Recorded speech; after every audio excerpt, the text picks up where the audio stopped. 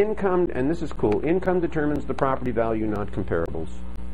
Banks don't look at comps. They will to a degree.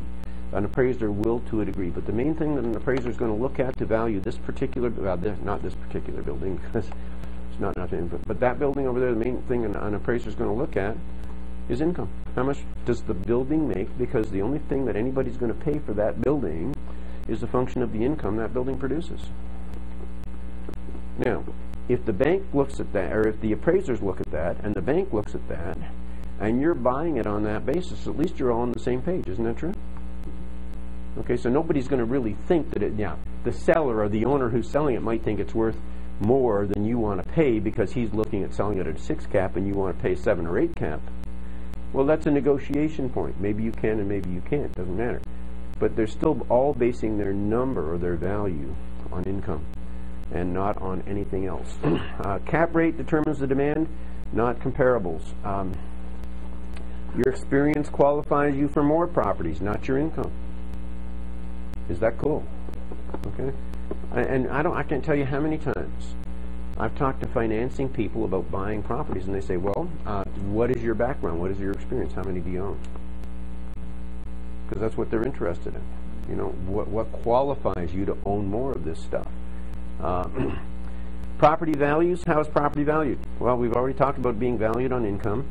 Commercial property's value is eternally tied to the income that property produces. Can you see that okay? The income, the value is a function of income. And the income is based on the value rather is based on its income or its highest and best use. And most of the time, you're going to deal with stuff where the income or the function of the property as it exists at this moment is probably the highest and best use. However, that's not always the case. When we look at this property, is what's on it now the highest and best use? No. Now, this building would still be sold based on the income because to develop it into its highest and best use requires a significant capital contribution. The significant capital contribution requires assembling the entire block. But if you owned this building and the other pieces of property in this block, there's 7 total, then the highest and best use for this block is 1.5 million square feet of space. This building, pretty big building, is 120,000.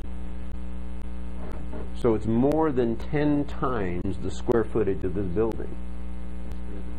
So the highest and best use of this property, if you can assemble it, becomes way greater than the value of this building. The reason that the building is only going to be sold for the income that the building produces at this moment is because it costs a lot of money to assemble the rest of those properties. We've talked to some of you about the future plans for this. If we own this building, the building next door, the parking lot, the 2 buildings behind us, the only piece that's left is that one little piece of land in between that's the parking area. And all of a sudden, that piece of land becomes worth what? Millions of dollars. Why? Because it's the one thing that stands between all of that assembled property and the highest best use.